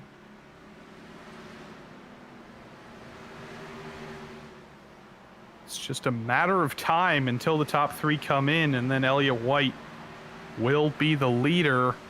But are they going to stretch it for as long as possible to keep the track position, or will they pit early to not lose as much when a caution comes, or if a caution comes out? I shouldn't say when, if. I'm actually pretty impressed with how clean the racing has been since that start. Taking a look at this battle between Besaw and Cervantes, who've been stuck together for some time. Down into the inside, Cervantes has the legs. Hudson has the legs with him. 2 positions lost in 1 straightaway for the 3 car. But he is another driver who we think might be able to make it to the end with a little bit of saving. So maybe he is just starting to execute the fuel save, fall back a little bit. He's in the draft of the 43 and the 25, so he's getting maximum draft and probably maximum fuel save down that straight. But we'll have to wait and see if he truly is going to try and go to the end here. Right now, it seems like he is just trying to fight with this 43 car, who is actually a lap down.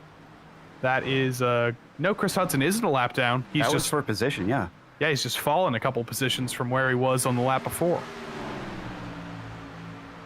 But he is pulling a toe. He's actually on the same strategy as both Danny and Chris, all of them having taken fuel 15 laps ago. But you're right that Besaw, the tail of these 3, will put him in the best spot to just try and sit back and save, try to pull a Rossi here. And we're down to 22 laps left to go. Aaron Self was the last one to head in that time by. Not seeing quite as many, but I wonder if we're going to see at least a few. Have we passed the point where all the 2 stoppers have decided this is the optimal place? Well, I don't think so, because Regan and Long and O'Brien are going to have to pit eventually, and I think they would have, I don't know, I think they would have come in already if they thought that was the optimal strategy. I don't think they're hoping for a miracle here. I think they're just doing this as planned. They're trying to stretch out this last stint so they have the freshest possible stuff at the end of the race if we do go green, so they have the ability to chase down Elliott White, who's going to take the lead. Regan just put in a lap on Aaron Self once again. Matthew Long's been chipping away at that lead. It's down to 1 second. It was up to, I think, about 2.5 a little bit earlier. So he's been steadily quicker than the 46, which frankly makes me wonder if Regan is thinking 1 stopper here. Is he trying to save fuel? Because he stopped 1 lap later, or 1 lap earlier rather, than Long, so they should be pretty similar pace. Well, if Richard Regan Jr. makes it to the end on fuel, I think I'm gonna have to put in a call to the Vatican and start talking about canonization, because that would be an incredibly long fuel stint, 5 more laps than Elliott White's gonna have to do. I mean, it's possible, but if he pulls it off, it's going to be a heck of an accomplishment. Got awful close to the wall on the exit there. I mean, we could just put him up next to Our Lady of Blessed Acceleration. So as he lets a lapped car by, that is simply Zemke trying to return to the lead lap, which he does with that pass. We're watching from onboard Long, down to 0.5 of a second this time. A 55.5 for Matthew Richard with a 55.9. That's almost a half second faster. Yeah, Matthew, without a doubt, has the speed, and arguably he's been the fastest driver all day, but it doesn't look like the strategy is going to go his way, unfortunately. He's always got a lot of pace, but unfortunately, sometimes the strategy falls apart for him. It's usually a combination of bad luck and some other things, but you know, it's a long way to go. There's still 20 laps left, so anything can happen and anything can change, and 1 caution and suddenly he will be right back into the fight. So remember how we mentioned Hudson ahead of Besaw? That swapped around. It is now Besaw back ahead of Hudson, and Cervantes is passing Daniels. I think I genuinely believe that some of these drivers are trying different strategies on fuel here.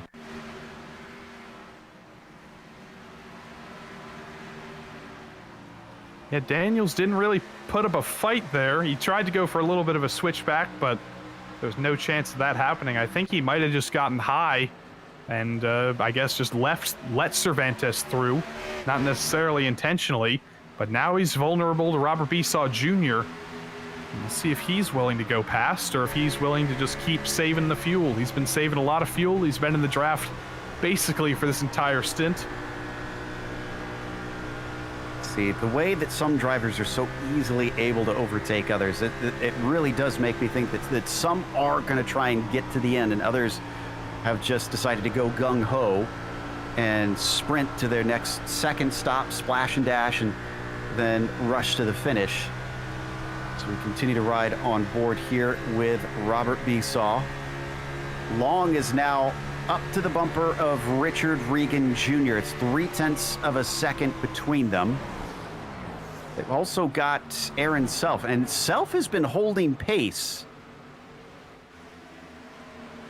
Yeah, and all power. Well, actually, I thought he was going to be able to get his lap back. He's actually 2 laps down, so he won't get his lap back racing the leaders this hard. But honestly, they might be happy to have him up there, especially Richard Regan Jr., because he's a drafting buddy. He can give him a little bit of help. We're watching from on board. Daniels looking at Cervantes. He retakes the spot from him. And I was going to agree with you that he could draft on Self, could Regan, but when Self looked like maybe he wanted to overtake, he didn't lift and let him through. Daniels going all the way to the bottom to not let Cervantes by. That's very interesting. I don't think he's trying to save fuel. I think he's just trying to defend his track position here. We're down to 15 to go pretty soon. We said 35 to 36 is going to be the max for most, I believe, correct?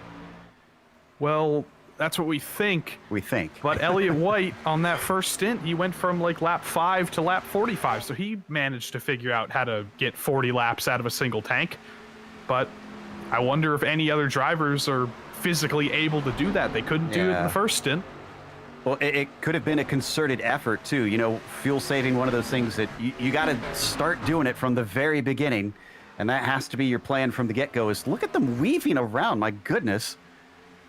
Definitely don't want to, someone doesn't want to be giving a draft to somebody else in this group, as they don't like helping others save fuel. No free rides here at Long Pond, apparently. But Besaw still trailing behind both Cervantes and Daniels. Now Daniels pulling down low, keeping from giving them his slipstream. This has all the hallmarks of everybody just kind of pacing themselves and playing little games here and there. And I think Elliott White is lucky that he's 9 seconds ahead of this fight, because he doesn't want a caution, and every time, if he was closer to these guys, if he looked in the mirror and he saw Joshua Daniels blocking down to the paint on the bottom, he'd probably be panicking, thinking these guys are trying their hardest to bring out a caution. Sometimes it does feel like that. And long after catching up to Regan Jr., by the way, has now stalled out. It's been 2 to 3/10 of a second between P1 and P2. He doesn't want to lead. That, or he severely lost pace for indiscernible reasons. Once again, look, he's trying, he doesn't want to be drafted. I'm telling you, he's trying not to help them on fuel. But he kind of wants to help them on fuel, because then they can help him back. I don't know. It's, well, no, because they're the ones riding behind. He knows that if he's the leader of this train, he's going to get the worst fuel. So he's trying to even things out and force them to also have to suck up as much fuel. I think that's what we're seeing here with him weaving that way. I've heard from some of the drivers, I think Chris Hudson and Barron Hilton, they were trying to side draft with each other because apparently they think that'll save them a little bit of fuel. So I wonder if this defense from Joshua Daniels is really doing as much as he thinks it is. You'd think the drivers have to pay for every drop. My goodness. Just some real creative stuff that I'm seeing out here, this is one of the weirdest in terms of fuel saving I've ever seen of any oval race I've covered. This time down to the inside, Cervantes says, if you won't let me draft, I'm just going to pass. The 25 goes into 5th. The 77's slow, so Besaw is going to freight train past him, and so will Hudson.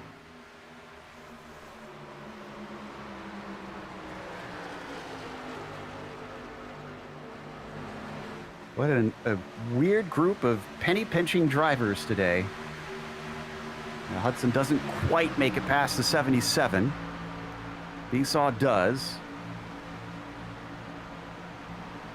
We've actually still got 20 cars on the lead lap currently. Haven't seen a caution since lap 2, or lap 1, actually, we should say, of this race. Very end of lap 1.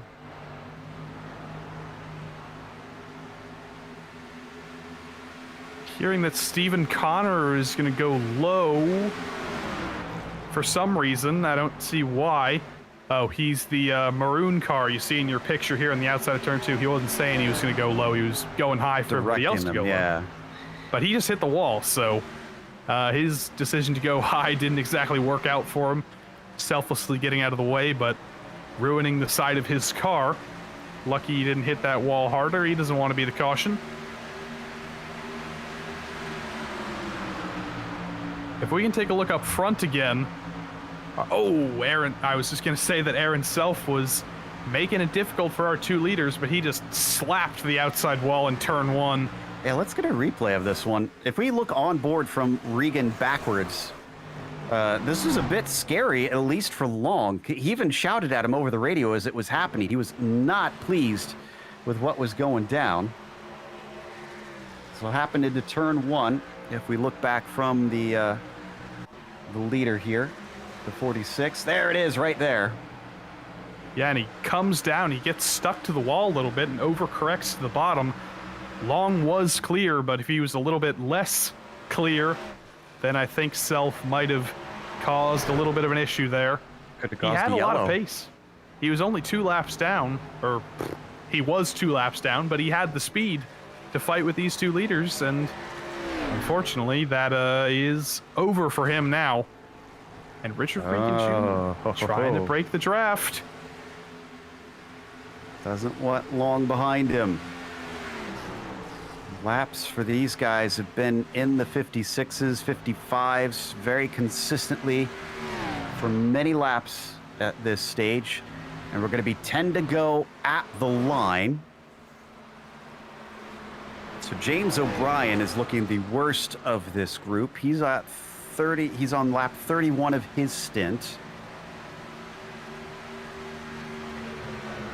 Remember, Rondoletto already took a stop, has been in and out. He's in 13th. Holly's ahead of him, and quite handily, I must say. He's good to go. He's sitting in 10th place. But where is our one-stopper? Talking about fighting back from the 2 stoppers, we think they'll have extra speed to be able to try and chase down the likes of Elliott White. But last lap for Bradley Holly was a 55.7. Last lap for Elliott White was a 56.1. So there is a difference, and Holly's definitely faster, but with only 10 to go, he needs to be faster to the tune of a full second or a second and a half per lap to make up all that ground. Yeah, it's not looking good at this stage for the 2 stoppers.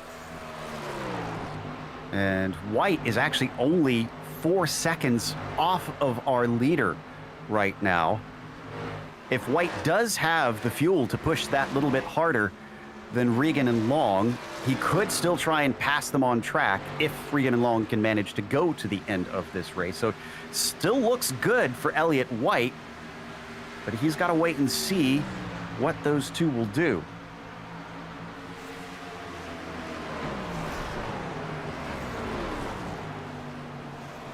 There's the 184 of Bradley Holly. Still has about 2 seconds to make up to the next driver, which is Pat Harvey, who's still on his first stop at 29 laps ago. Looks like Hudson's going to manage to get ahead of Cervantes on the long pond straight, but he drifts a little bit high. Here comes Danny back at him and then lifts off the corner. Danny has a little bit of rear end damage, it looks like. I don't know where that came from, but it's slowing him down on the straights, and just wasn't able to hold off Hudson. Now Hudson has to try and chase down Besaw. They're on the same strategy. Cervantes is too. They might be able to make it to the end. They've got 2 more laps to go than Elliott White, but they could be on track for a podium if they bring it to the end, and some of our other leaders can't. Up at the very front, Matthew Long continuing to sit behind the 46, but no longer. He's going to go for a move down into turn 3. Does he feel like he has enough now? Is this where he turns the jets on? Oh, but the 46 is going to fight back and power off the corner. Oh, the battle is on now. Long was sideways through the entirety of turn 3, and being on the bottom as well, those two things combined meant there was basically no chance of that move working, but he tried his best, and he knows that if he has the pace down the second straightaway, he might be able to try that again and maybe get to the outside one of these times and go for a move there. And you see up ahead, there's a couple lap cars, Mark Kalin, and who's fighting with Mark Kalin? Taylor Stout, who has damage. They could play a role in this battle as well. But again, another good run from Long. He has to get out of it to not hit the outside wall. You see the rear end fishtailing as he lifted off the gas there. He's going to try and get a better exit here. Maybe get a little bit of a switchback, a little bit of a late apex, road course style. Richard Regan Jr. gets super loose. You couldn't quite see it from the rear cam, but that thing was trying to swap ends. Matthew Long can't quite follow him to get the draft either. I think these two might be going to the end. They're fighting like they're fighting for the win here. Yeah, it was definitely fuel-saving mode up to now, and someone got in their ear, said, that's it, you're good, and have turned up the wick. Unfortunate news for White means that he's also got to try and go that much faster. With 6 laps to go, he's got 2.5 seconds to make up to these leaders. Not impossible, but he's got a boogie. Boy, things are getting really loose off some of these corners. Long, you could see, once again, just trying to barely keep out of the wall. Taking a shallower entry into Milwaukee and off the final corner. Doesn't pay off on the exit. Regan looking strong. And you know what getting loose off the corners tells you? They are full throttle. They're jamming the throttle, and that is not what you do when you want to save fuel. So these guys are going all out here. Long gets really close on the bottom, but Regan's just able to maximize his exits and prevent Long from getting the run he needs. Also, Elliott, 0.4 of a second quicker than both of them last lap. This could become a 3-car fight. That's fast enough that it'll catch him before the end. Off of turn 2 once again, right up against it as the 27 looking a lot more smooth too. And White's tires 4 laps younger than Long and Regan. It's not much, but it is something. Could be a couple percentage points. Sorry, Long just about was into the wall off of turn 3. That cost him that time. 1.6 seconds between them. Another 0.4 that White has chopped away. He's also gotten the message. He's cranked it up. We've got 4 laps to go. 1 lapped car between them. That's Aaron Self. I have to imagine he's probably going to jump out of the way here soon. You'd think this was the Pocono dirt track with the way Matthew Long's getting sideways through almost every corner, through that turn 1 right there especially. Through turn 2, he gets extremely sideways again. That thing is not happy with the way Matthew Long is driving it. And I think he might be getting into that vicious cycle of heating up the tires and not being able to cool them down. So he's got to be careful here. Cool them down a little bit if you want to have one more attack on Regan, but they're going to cross the line to only have 3 to go here. So his chances are dwindling with every lap. If there was a term to describe this race, it would be slow burn, because my goodness, We had a long time of not a whole lot out there, just watching drivers' fuel and tire strategies play out. And a caution comes out. We're going to a green-white checker. Who's got the fuel? Wah, wah, wah, is the noise playing in Elliott White's ear. I'm trying to see who caused it. Was it Hilton maybe in the 47? Yeah. Oh, and even worse news, it was a single car incident on a straightaway. Hilton just drifts into the wall. I don't know what happened there. I think we'll have to ride on board. He was close. I said it was a slow burn, but I didn't think people fall asleep at the wheel. Just one more look at it. We're riding on board with Hilton here. He's in the draft to Cervantes here. Going through the corner on the outside line. I think right about now. No, he just... The car was under control. Bizarre. Wasn't paying attention. I think he thought there was more room to the outside of Cervantes. He was trying to get in the draft and he just overcorrected. Extremely unfortunate, extremely bizarre, and Baron Hilton's not going to be a very popular character for the top 5, 6, 7 that needed this race to go green. For James O'Brien, he's on lap 40 with his fuel. Hilton in pit lane. Leaders have already caught the pace car. So who has to duck in to top up just to take the green-white checkers? And remember that these tires are much older than Bradley Holly's, than Octavio Rondaletto's, so even if Elliott White can make it to the end with a green-white checkered, his tires are going to be way older. Good news is there is only one shot at the GWC, so they're not going to have to do this again. If they do get a yellow, though, that will mean on that first lap of rounds, that will end it, and that solidifies the positions. They're coming in. Oh, wow. But only Regan and Long. It is not. Here's the thing, though. If they take tires, how far down are they going to go? Too far. They're going to be like 15th or 16th, I think. I mean, they'll have 25 lap younger tires, but that's a lot of ground to make up. And I think Rondaletto's in too, so Rondaletto's coming in to take those tires. Did Bradley Holly come in? No, Bradley Holly stayed out. Pat Harvey stayed out. Michael Witt, Adam Zemke. So I think Regan will be down to 10th. Order at the front for those who stayed out. White, O'Brien, Besaw, Hudson, Cervantes, Witt, Holly, Harvey, and Zemke. Regan Jr.'s already back out. He'll, 10th place.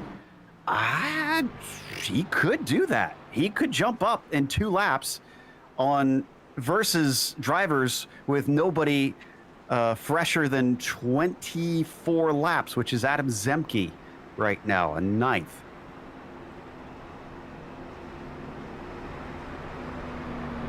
Wow. Well, this has given us a very wild race in terms of strategy calls here at the end. This is going to be... There's like 3 different strategies that are going to be merging once we restart this race. There's Elliott White, who's been the star of the fuel save. He's on the 1 stop. Then back to Bradley Holly. He has old, but he's on a 2 stop. Then we're back to Richard Regan Jr., who is also on a 2 stop, but he's on 26 lap younger tires. So there's like 3 layers of strategy stratification, and they're all going to meet in the middle, and I don't know who's going to come out on top. My goodness. I think lights off this time by for a green-white checkers attempt. If they get to the white flag and cross the line, it's going green to the end.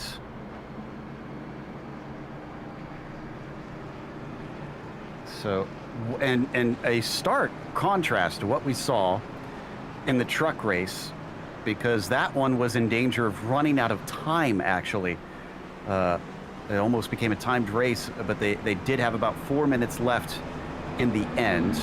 This one, only 2 cautions, and they've bookended each side of the race to the dismay of all the strategists who have been ripping their hair out trying to figure out how to play this one.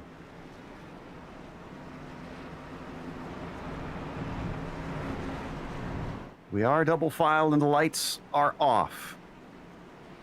5 rows in front of Richard Regan Jr. that he can see between himself and a victory. Now, let's not forget Matthew Long in there as well. He's held pretty good pace. Josh Daniels, Rhonda Leto, who will come up from 13th. Will they have a part to play in this? Holly's not looking likely, though he could, because he's sitting on 27-lap old tires, so fresher than all 5 of those ahead of him. He took the win in round 1 at Nashville. I'm sure he'd love to go back-to-back here at the start, but he's going to have to both attack and defend, which is going to make it extra complicated.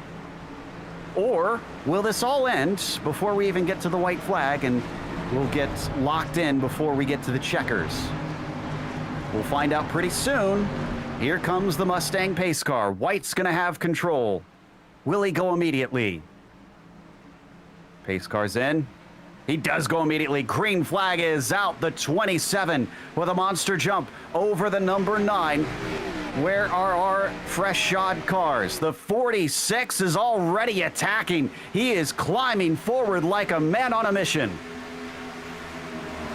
He almost had the momentum to send it 3 wide into turn 1. He didn't go for it. Here he comes. It's over. It's over. A caution is out. It is... I'm trying to find it. Who in the world caused this one? I don't know. I am not seeing anybody.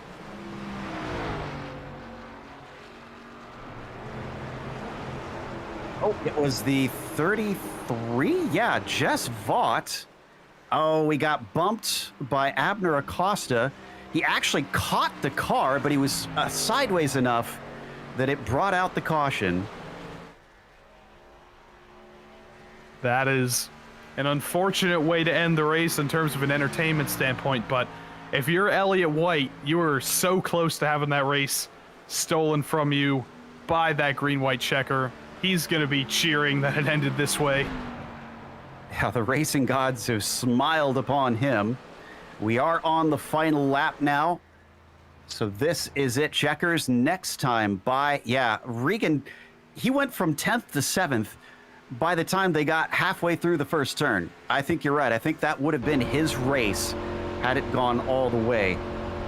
That was a rocket ship flying towards the front. So we look on board him, shaking his head, no doubt, in that sim rig. But Elliott White, who's still trying to catch up to the pace car, he's just getting to it right now, who's going to lead him across the line with the checkered flag. White, with a 4th place finish at Nashville, makes up for just missing out on the podium by snatching a win both with strategy and a heck of a lot of luck today, as the 27 takes victory here in Long Pond, Pennsylvania. And James O'Brien is he going to run out of fuel? James O'Brien is holding up everybody behind him. That's why you don't see the field. O'Brien's coasting. He's on the pit entry lane. Is he going to get help? I think he has that. Yeah, Robert Brissaud Jr., he's helping him out. Can't see him here, wow. but he's right behind, pushed him to the finish. That is sportsmanship. He does not have to do that. He could let him fall behind and lose the positions, but he's going to let him get 2nd place. Brissaud with a well-run 3rd in that number 3. That's heartwarming stuff right there. But that's also going to take us to a quick break here on the Global Sim Racing channel. We'll come back with the unofficial results as well as driver interviews, so stick around.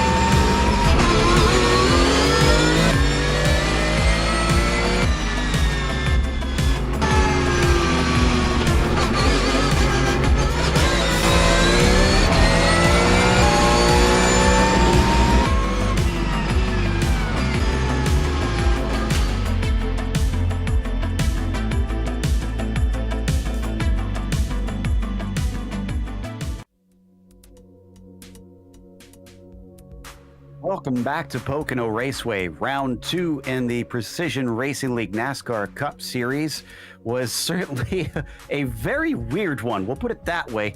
It had a lot of twists and turns in the tail, and Elliott White was the one who took the victory. It was over James O'Brien, who coasted across the line with a little bit of help from Robert Peasaw Jr., who finished in third, with Chris Hudson finishing P4. Bradley Holly wound up in the top 5, but maybe could have had a little bit more there at the finish if it would have gone green. Danny Cervantes was 6th, and Richard Regan Jr. charging forward for a few hundred feet, got stopped and wound up 7th. It was Michael Witt in 8th, with Pat Harvey in 9th, and Josh Daniels rounding out your top 10. Unfortunately, back in 11th, we see possibly the fastest driver of the day, Matthew Long. Strategy didn't quite go his way, followed by Adam Zemke, who made his way up the field on strategy. Octavio Rondoletto, another fast driver, demoted down to 13th. Taylor Stout, a heck of a comeback after being involved in that first caution, up to 14th. Baron Labasco from the back to 15th. Charles Sumner, 16th. Abner Acosta comes back to 19th. Then Brandon Walter, Scotty Johnson, and the final cautionee, Jess Vaught in 20th. 21st went to Stephen Connor. He was the last one on the lead lap. From there, it was Kelly Kuhl in 22nd. Kalen wound up 23rd, both a lap down. Cassette was 2 laps down in 24th. Self was with him in 25th. Richard Pierce in 26th.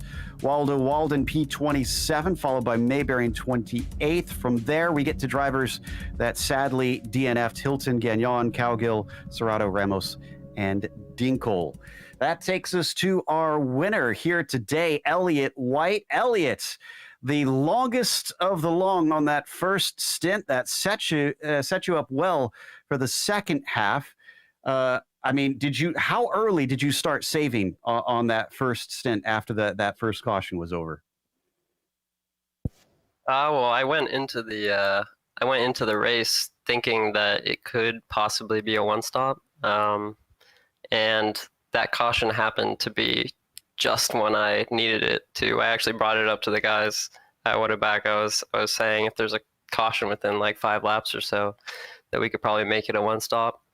And I had done enough races throughout the week that I was kind of aware of how much I could save over a run. So I just was saving basically the whole entire first stint.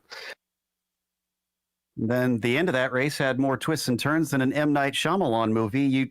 You were catching them before the caution. If that caution hadn't come out, do you feel like you had the pace to run them down? And then on the reverse, do you feel like you had the pace to keep Richard Regan Jr. behind you on fresh tires? I will admit I slightly lost composure when the caution came out. I was losing my mind a little bit, but because I knew I was perfectly fine to the end, and I don't think they were fine. I think that's partly why they pitted too, for the fresh tires. I'm not sure if they were going to make it, but I had quite a bit of fuel, and I was basically praying for a yellow, because you can make up a huge amount of time in 2 laps here on fresh tires. Well, it did come your way. You've gone from second on the first one to first in this one, which should easily hand you the points lead after this. Come the rest of the season, what's the goal then?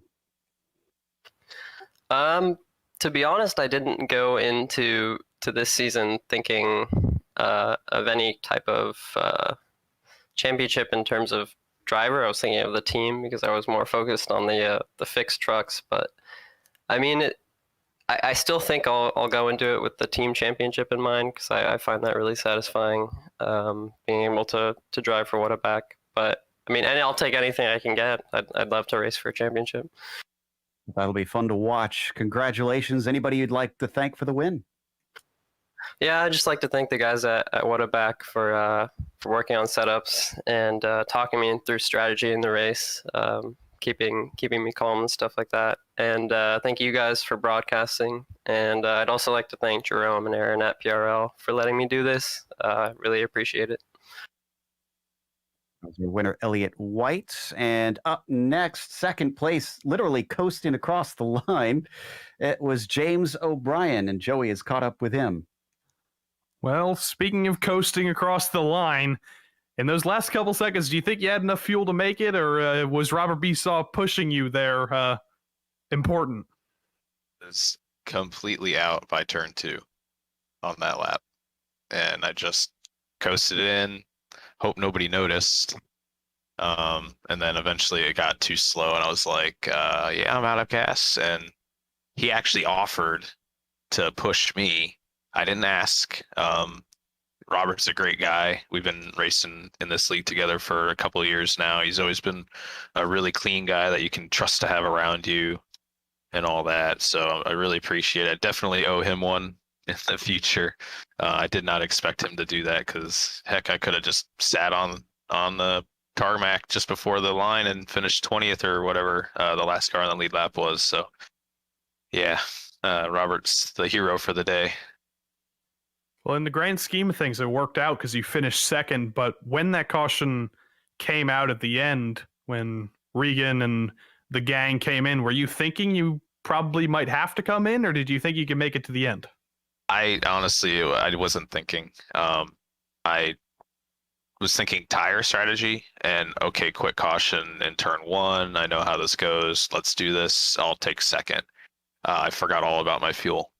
I was really close. I think I was going to make it if we just went green to the end. I was like 0.1, 0.2 off. So it was going to be really close, but I was kind of saving for the last half of that run. So I had to let Elliott by, and then I had a big gap behind me. So I was kind of like, okay, good cushion here. I'll just take 4th and deal with it. But yeah, I just got lucky, I guess.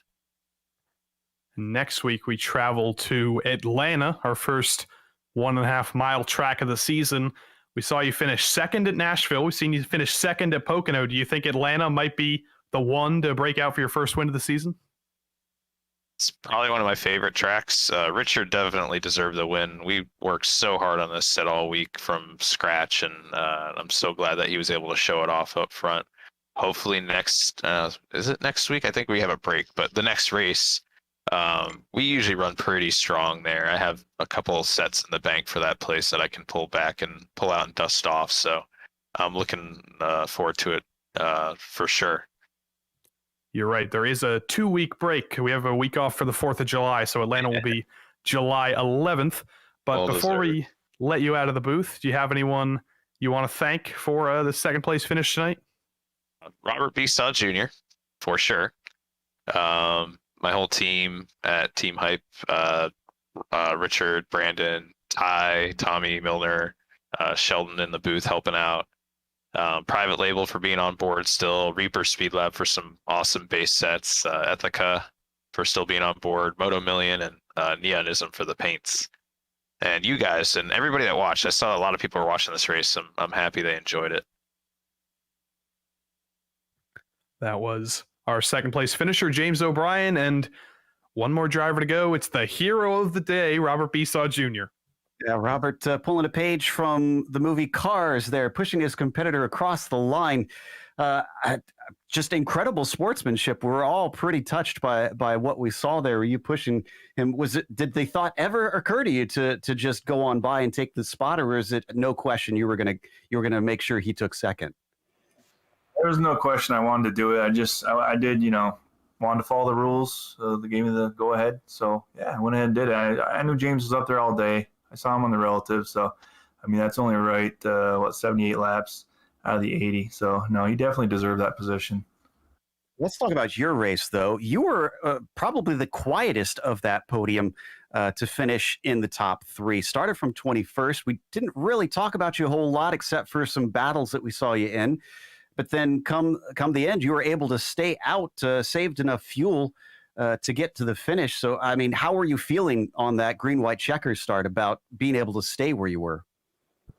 I was a little nervous, but I mean, the whole team basically stayed out. Actually, I think we all did. We made that call. More cars out on the track, it'd be harder for those guys to get around. I mean, the track's only so wide. I knew it was going to be hard. Even on fresh tires, you still slip a bit. So I was feeling pretty good. I wasn't really hoping for a caution, but it played out right. So yeah, I was happy with that. We kind of backed ourselves into a third place tonight. You can't turn that down. But also, the unusual thing about this is we look at the truck race on Wednesday. There were just cautions everywhere. This one just about went caution free, except for a few small incidents here. So, I mean, were you expecting a little bit more? Or did this go pretty much how you thought it would? I was expecting more cautions. We had more cautions during the week when I was practicing, probably 4 or 5 every race. I mean, there's 34 guys out there. I think everybody did a really good job, especially there's a lot of new faces and we're not used to each other. And, you know, some guys you race with every race, you know, you don't even have to get overlap. And sometimes you catch somebody and you just know the person that they're either going to let you by or they're going to race you hard. So I was really surprised with the lack of cautions. And, you know, it's unfortunate at the very end to have that one. But, no, I think everybody did a really good job. Certainly impressed us. Congratulations on a podium. Is there anybody you'd like to thank? Absolutely. All the guys on the team. We picked up 3 new teammates, especially this week. Michael Witt and also Walden did a lot of work on the set. I didn't get so much practice in. I got back to my house about a half hour before the race and didn't get in the weekend practice time that leg. So definitely appreciate those guys and Trent as well. And then, you know, my main teammates from the seasons ago, Pat and Scotty. Appreciate them as well. And all the sponsors. ButtKicker and you guys as well for putting this on. That was Robert Besaw Jr., 3rd place, and that's going to wrap us up. We, of course, want to thank before we head home, starting with ASR. They design and build the sturdiest and most durable aluminum profile racing simulation cockpits available in the market today. Visit them at advancedsimracing.com. Also, RaceLab. It helps you to improve your driving skills. Start using it now for free at RaceLab.app. ButtKicker as well. Feel what you've been missing at thebuttkicker.com. And SimMSA. Find out how you can bridge the gap between virtual and real motorsports at SimMSA.net. And finally, NinjaTrader. Visit NinjaTrader.com and get started with a risk-free trading simulator to start tracking your performance. Thanks to the companies that provide the software and the hardware for our broadcast listed here on your screen. And additional thanks go to June Lalonde, who provides our wonderful music. See the screen for a Bandcamp where you can find more of her great work. Thanks to the team today, Joey, Sean, and Dougie. If you'd like to find out more about GSRC, including upcoming races, you can find it at globalsimracingchannel.com. Our social media outlets are listed at the bottom of the screen. And if you'd like to support the channel, check out our merchandise store at simracingmerch.com/GSRC. We got a link in the description below. Don't forget to subscribe to our YouTube channel so you don't miss a moment here on GSRC, because as we mentioned, in 2 weeks' time, we'll be back at Atlanta. That'll be 8:30 p.m. Eastern. We also have upcoming races for other series listed on your screen, so check those out and mark them down on your calendar. Until next time, race clean, race hard. We'll see you on the track.